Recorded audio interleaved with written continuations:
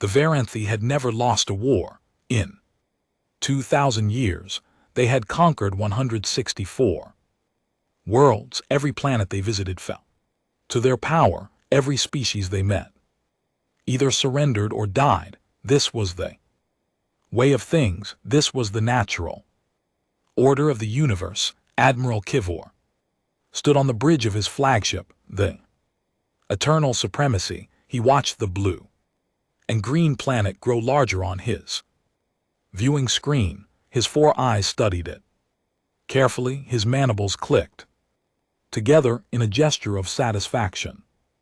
Earth, he said quietly, world number 165. His tactical officer, a younger Vanthi named Dreth, stepped forward with a data tablet. Admiral, our scouts have completed their analysis. The dominant species calls themselves humans. They are primitive. They still burn dead plants for energy. They fight wars among themselves over invisible lines drawn on maps. Keith made a sound like laughter. They always fight among themselves. Velith did, the Cricks did. It makes conquest easier. They do possess nuclear weapons, Dreth added, enough to destroy their own world several times over, and yet they have not used them. Kavor turned away from the screen. This tells me they are afraid. Fear is useful. Make species surrender quickly. The Admiral walked slowly across the bridge. Around him, hundreds of Vanthi officers worked at their stations. They controlled a fleet of 4,200 warships. 12 million soldiers waited in those ships, ready to land on Earth and begin the harvest. The Vanthi took everything from conquered worlds. They took resources. They took technology.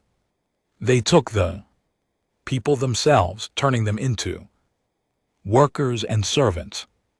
How long until we reach optimal bombardment position? Kavor asked. 6 hours, Admiral. Good. Prepare the standard ultimatum. We will give them 1 day to surrender. If they refuse, we will destroy one of their cities as a demonstration. They will surrender after that. They always do. The fleet moved through the solar system like a dark cloud. They passed the outer planets without stopping. They ignored the gas giants in the ice worlds. Only Earth mattered. Only the blue planet with its billions of humans.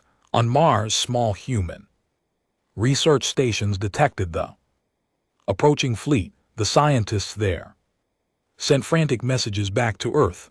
On the Moon, mining crews stopped their work and stared at their screens in horror. The messages they sent were full of fear and confusion. By the time the Varanthi fleet reached Earth orbit, every human on the planet knew they had arrived. Television stations interrupted their programs.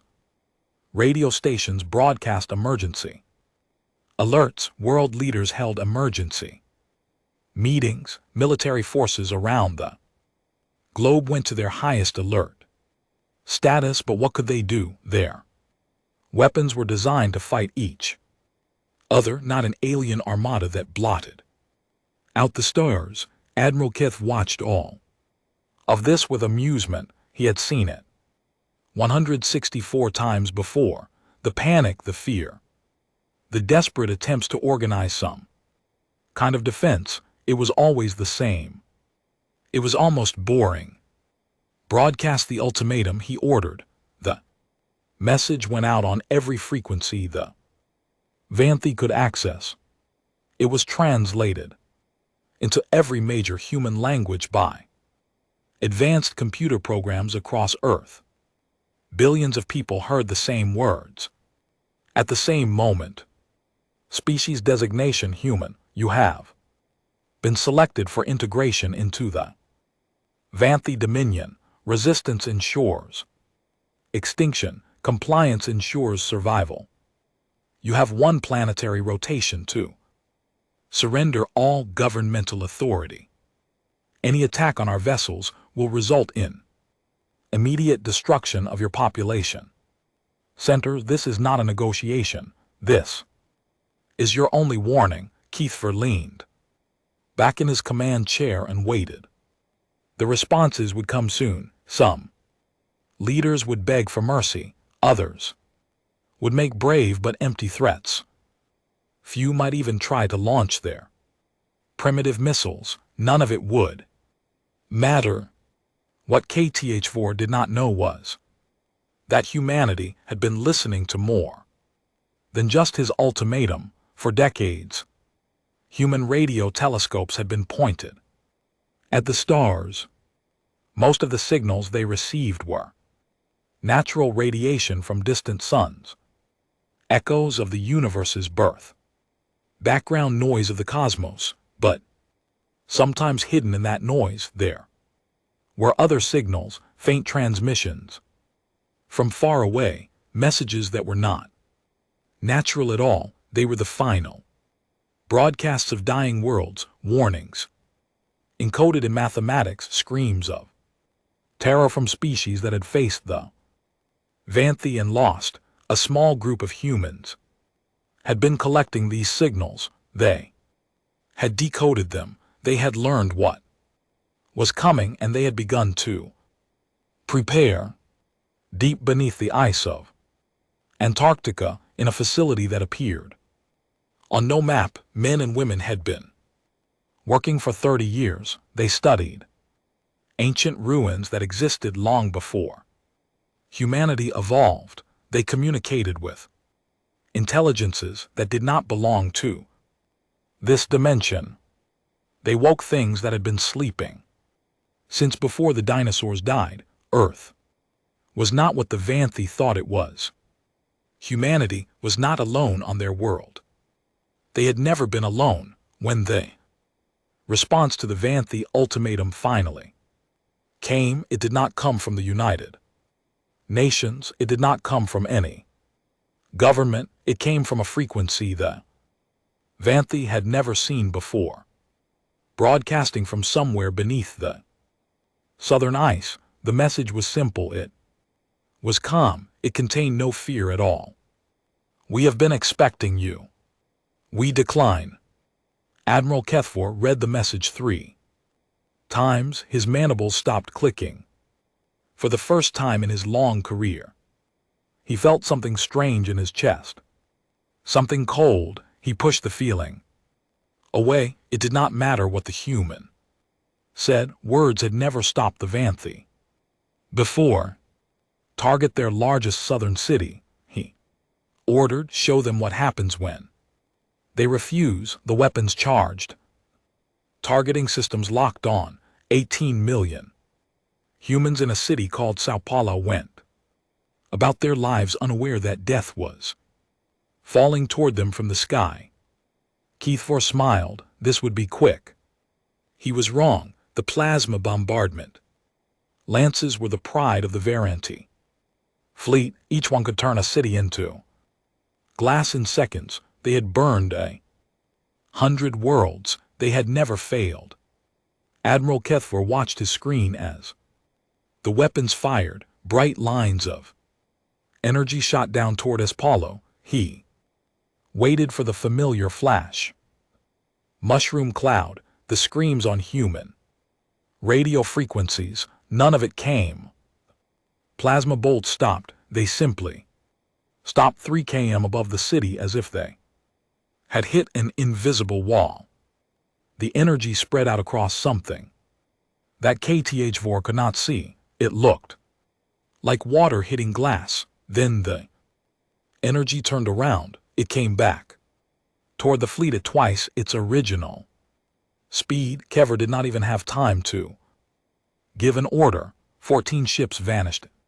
Nuclear fire. Thousands of Vanthi died. In an instant. What happened? Keithfor roared. Report. His officers scrambled at their stations. Alarms screamed throughout the ship. On the viewing screen, the debris of 14 warships tumbled through space. Unknown, Admiral Dreth said. His voice was shaking, some kind of defensive shield. It reflected our own weapons. Back at us, impossible, no primitive species has such technology. The evidence suggests otherwise, Admiral. Kethfer gripped the arms of his chair until his claws left marks in the metal. This had never happened before. In 164 conquests, no species had ever stopped a V or the bombardment. He took a deep breath and forced himself to think clearly. Send ground forces. If we cannot destroy them from orbit, we will take the planet directly. Troop carriers began descending toward Earth, hundreds of them carrying thousands of Vanthi soldiers each. They entered the atmosphere and headed toward the major continents. The first problems began over Asia, a carrier approaching China reported that its navigation systems had stopped working. The computers showed impossible readings. Mountains where there were none, oceans where there was land. The pilot tried to fly manually, but his eyes told him different things than his instruments. The carrier crashed into a hillside, all hands lost. Over Europe, another carrier reported something different. The crew heard whispers not through their communication systems, but directly in their minds. They heard voices speaking in languages that did not exist. They saw images of their home world, their families, their children. The pilot of that carrier set his ship down gently in a field and refused to move. When rescue teams reached him hours later, he was sitting in his chair crying, repeating the same words over and over. They showed me everything. They showed me everything I did. Over North America, 3 cruisers flew in formation toward the eastern coast. They were halfway across the Atlantic Ocean when all 3 ships simply went dark. No explosion, no distress signal. They just stopped transmitting. Admiral Kethfor sent recovery teams to find the silent cruisers. They were still floating in the air, held up by their anti-gravity systems, but they were not responding to any signals. The recovery teams docked with the first cruiser and forced open the airlock. What they found inside made hardened soldiers vomit in their helmets. The crew was alive. All 300 Varante on board were still breathing, but none of them were awake. They sat or stood or lay wherever they had been when it happened. Their eyes were open. Their eyes were moving rapidly as if watching something that was not there. The medical officer scanned them carefully. They are dreaming, she reported, her voice filled with disbelief. All of them, they are locked in some kind of dream state. I cannot wake them. What are they dreaming about? The team leader asked. The medical officer looked at her scanner readings. Her face went pale. According to their brain activity, they are experiencing extreme terror, all of them. For them, subjectively, they have been having nightmares for what feels like years. That is not possible. They went silent 40 minutes ago. I am only telling you what the readings say. On the bridge of the Eternal Supremacy, Admiral Kivor received report after report. Crash ships, missing ships, crews driven mad, soldiers who refused to fight, and from Earth nothing but silence. The humans were not shooting at them. They were not launching missiles or sending fighters. They were just waiting. Admiral Dreth said quietly, I am detecting unusual energy readings from the planet's surface, multiple locations, Antarctica, Siberia, the deep ocean trenches. Something is active down there.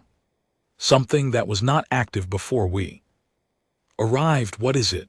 I do not know, but The energy signatures are enormous, and they are getting stronger.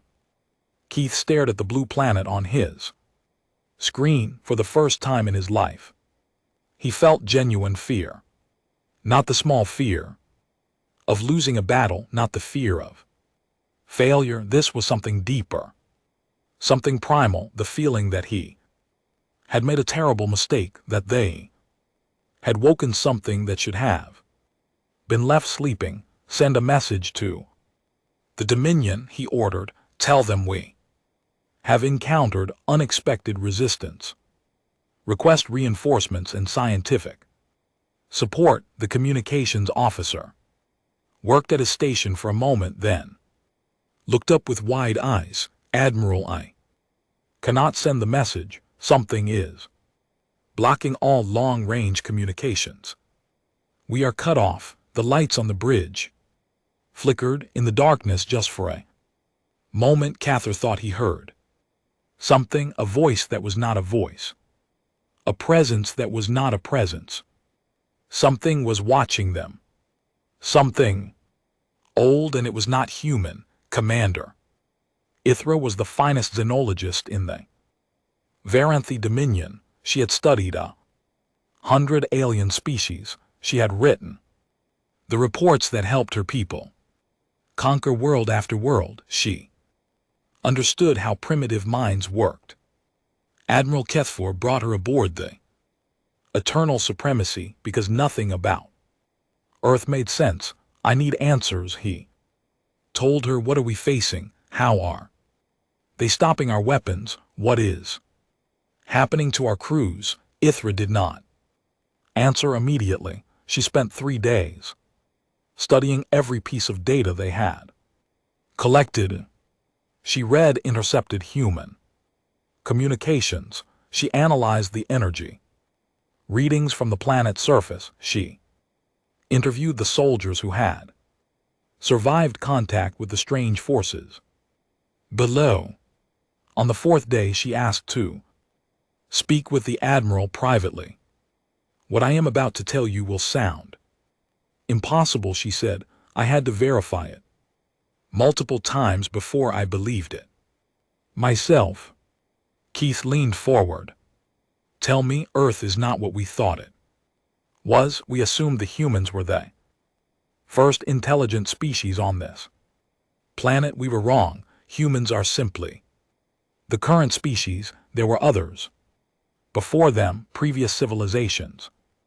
That is not unusual. Many worlds have ruins of older cultures. These are not ordinary ruins. Admiral Yetra pulled up images on the screen. Strange structures deep under the ocean.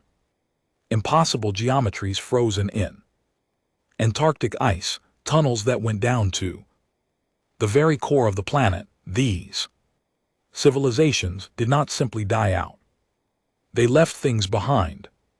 Defenses, machines, and in some cases, living intelligences that still function after millions of years. Keith stared at the images. You are telling me there are other species still alive on Earth? Not species as we understand them. Entities, beings that exist in ways our science cannot fully explain. Some of them exist between dimensions. Some of them are made of pure thought. Some of them are so old that they remember when this planet was still forming, and the humans know about this. Some of them do not. Many secret groups have been studying these things for over a century. They found ruins under the ice. They discovered things in the deep ocean. They made contact with intelligences that do not have physical bodies. Yetra changed the image on the screen. It showed a massive underground facility built into walls of ice that were millions of years old. Human scientists worked alongside machines that looked nothing like human technology. This is beneath Antarctica. The humans have been here for decades. They are not studying these ancient things anymore. Admiral, they are communicating with them working with them, and when they learned that we were coming, they asked for help. Keith felt cold, the barrier that stopped our bombardment. Technology from a civilization that existed 40,000 years ago, the humans. Call them Atlanteans, though that is not their real name. They built a defensive grid around the entire planet. Before they vanished, it was dormant. Until we arrived, now it is active. And the dreams, the nightmares affecting our crews, something else entirely. In 1908, something fell from the sky in Siberia. The humans thought it was a meteor. It was not. It was a creature or part of a creature that exists partially in our dimension and partially somewhere else. The humans found it, they studied it. They learned to communicate with it. What does it want? We do not know, but it can touch minds across vast distances. It can show people things, make them experience things. The crews of those 3 cruisers are not just dreaming, they are being shown something, maybe everything their victims ever felt, maybe the pain of everyone the Vanthi have ever conquered. Keith stood up suddenly, his chair fell backward. You are saying this planet is defended by ancient gods. I am saying this planet is not a normal world. It never was. Something chose Earth long ago. Something made it special. The humans are just the latest species to live on its surface, but whatever protects this world protected the species that came before them too. Then why did they all die out? Ithra paused. Her eyes showed fear. I do not think they all did, Admiral. I think some of them are still here watching, waiting, and I think we woke them up. She sent him one final piece of data. It was a communication intercepted from the Antarctic facility. A scientist was speaking to his superiors. Contact has been established. They are willing to help, but they want us to understand something. They do not see the Vanthi as enemies. They see them as food. They have been hungry for a very long time. They are asking permission to feed. Admiral Keth read the message 3 times, then he gave the only order that made sense. All ships prepare for immediate hyperspace jump. We are leaving this system, but when the engines activated, nothing happened. Stars did not blur, the ships did not move. Something had wrapped itself around the fleet like invisible chains. They were not allowed to leave. Deep beneath the Antarctic ice, in a chamber that humans had not built, something ancient opened its eyes for the first time in a 100,000 years. It smiled and it began to feed. The vanishing began at 3:47 hours Earth Standard Time. Admiral Kethfer was in his private quarters, trying to sleep. Sleep had become difficult since they arrived at Earth. Every time he closed his eyes, he saw things, dark shapes moving at the edge of his vision, voices whispering in languages that hurt to hear. He gave up on rest and walked to his door. The 2 guards who always stood there were gone. Keith stepped into the hallway and looked both ways. Empty. The guards had not been relieved. They had not walked away. Their weapons still lay on the floor where they had been standing, but the guards themselves were simply not there anymore. He activated his communicator. Bridge, this is the Admiral. Report. Static answered him. Then a voice, broken and afraid. Admiral, something is happening. Crew members are disappearing all over the ship. We cannot explain it. Kever ran toward the bridge. The corridors that should have been full of soldiers were empty. Food sat on tables half-eaten. Doors stood open to empty rooms. It was as if everyone had simply stopped, existing in the middle of whatever they were doing. He reached the bridge. Only 7 officers remained out of the usual 40. They were clustered together in the main console, their faces showing pure terror.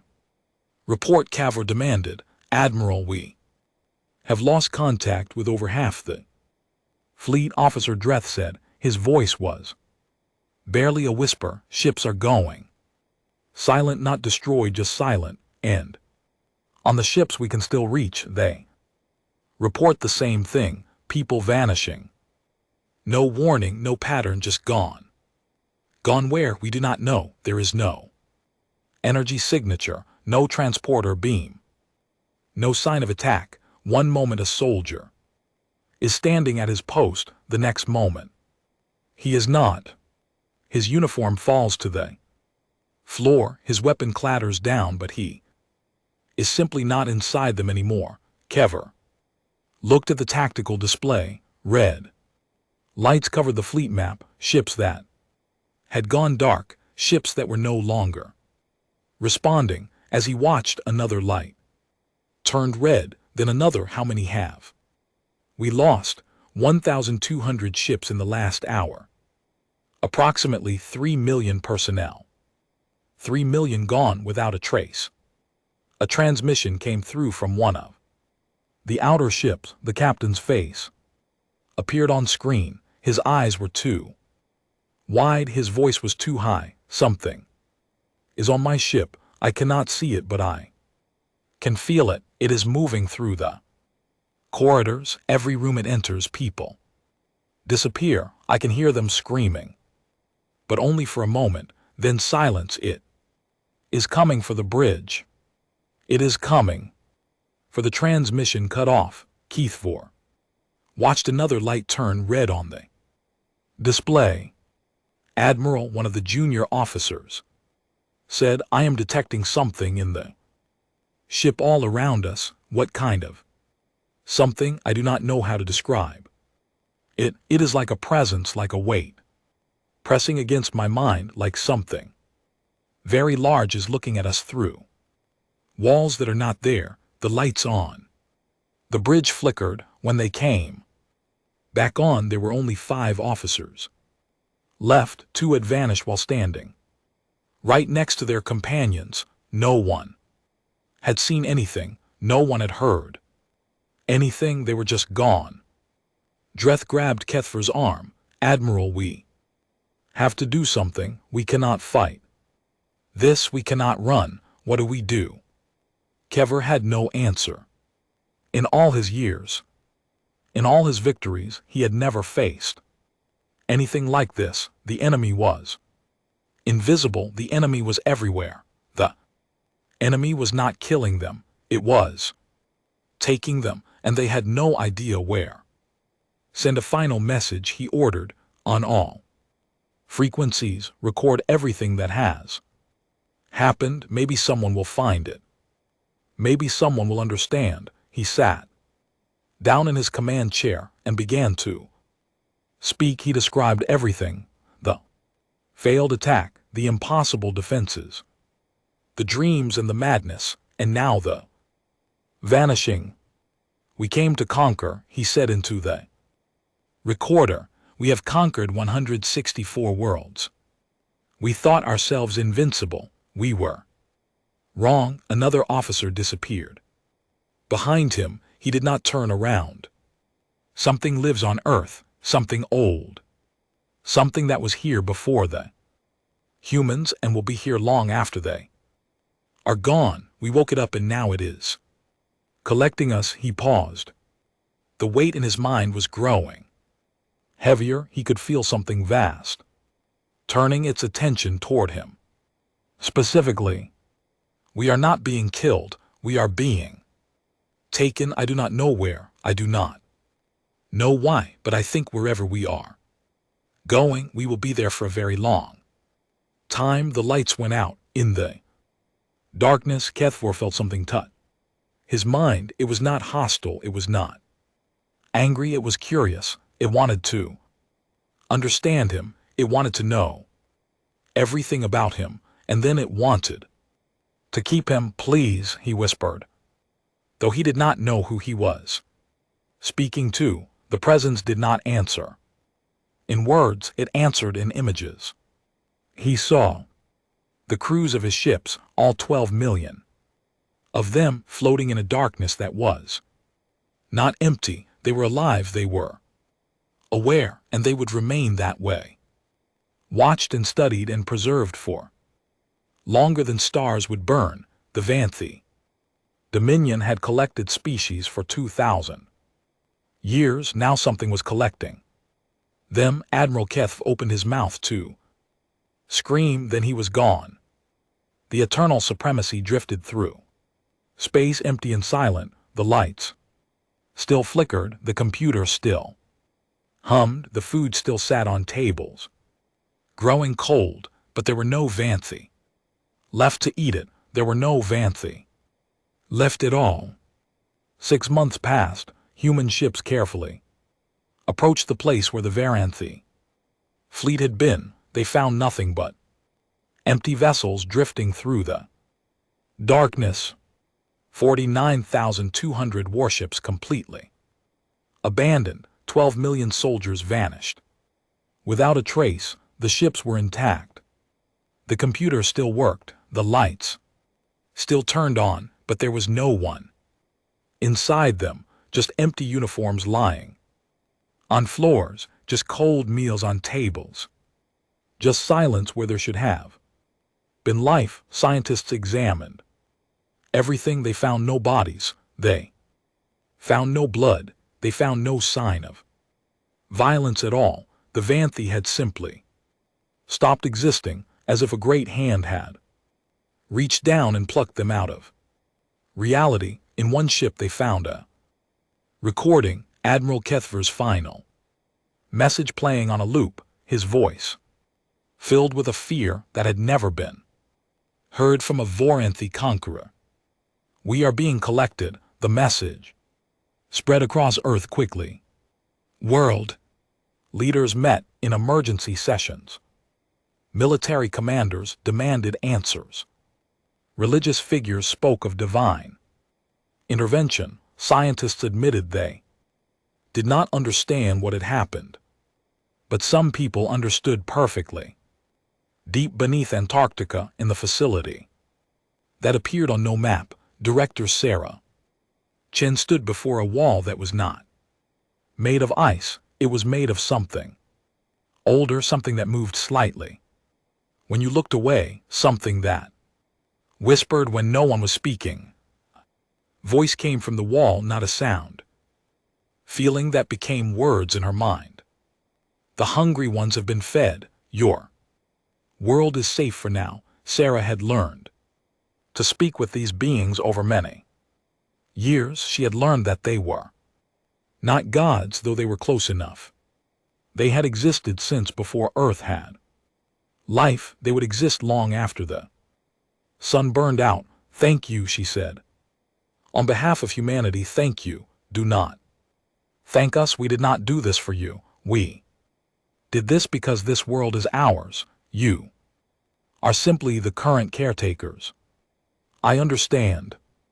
Do you? Your species is young. You have much to learn. The Varanthi were nothing, insects compared to what waits in the dark between galaxies. They will come, not today, not in your lifetime, but they will come. Sarah felt cold. Despite the heated chamber, what should we do? Grow, learn, become strong. When the true darkness arrives, we will not be your protectors. You will be ours. The presence withdrew. The wall became still. Sarah stood alone in the ancient chamber, carrying the weight of knowledge that few humans would ever share. 3 months later, the United Nations made an announcement. They revealed the existence of the Antarctic facility. They revealed that Earth had been in contact with non-human intelligences for decades. They revealed that humanity was not alone and never had been. The world changed overnight. Some people celebrated, some people panicked, some people refused to believe, but everyone heard the message that was broadcast. Into space, human technicians had spent weeks learning to use Varani communication systems. They could now send messages across the galaxy to every world that the Dominion had conquered. On a Tuesday morning, they sent humanity's first transmission to the stars. This is Earth. This is humanity. We send this message to all species who lived under Vanthi rule. Your conquerors came to our world. They sent 4,200 warships. They sent 12 million soldiers. They expected easy victory. They expected us to surrender. They were wrong. We do not fully understand what happened. We do not control the forces that protect our planet, but we know this: the Vanthi fleet is gone. Every ship, every soldier, they disappeared completely, and they are not coming back. The Dominion has ended. You are free. We are not sending warships to conquer your worlds. We are not demanding tribute or obedience. We do not want to rule you. We only want to tell you one thing. Something lives on Earth, something very old, something that considers this corner of the galaxy its home.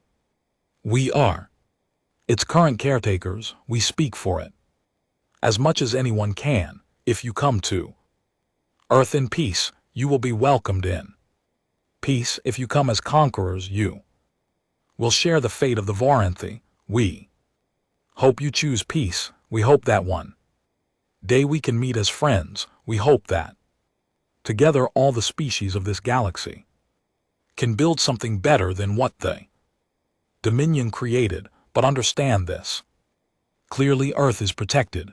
Earth will always be protected, and those who threaten our world will disappear. Just like the Vanthi, we do not say this as a threat. We say it as a simple truth. Come in peace or do not come at all. The message traveled at the speed of light, spreading outward through the galaxy. It would take years to reach most of the conquered worlds, but it would reach them eventually. On 164 planets, enslaved species would hear humanity's words. They would learn that their masters were gone. They would learn that freedom was possible, and they would learn about Earth, the strange blue world that had swallowed an armada whole. In the years that followed, ships would come to the solar system, not warships, but vessels of exploration and trade. Species that had been enemies under Varanthi rule became allies. Species that had never known anything but slavery learned what freedom meant. Earth became the center of something new, not an empire, not a dominion. Something gentler, something built on cooperation rather than conquest. And beneath the surface, in places humans rarely visited, the ancient ones watched. They did not interfere with human affairs. They did not demand worship or obedience. They simply waited, as they had always waited, for the day when the true darkness would come. On that day, they told humanity everything would change. On that day, humans would learn what they were really capable of. Until then, they would grow. They would learn. They would reach for the stars, not as conquerors, but as caretakers of a world that was far stranger and more wonderful than they had ever imagined. Humanity looked up at the night sky and no longer felt small. They felt chosen. And somewhere in the darkness between dimensions, something ancient smiled at its newest children. The story of Earth was just beginning.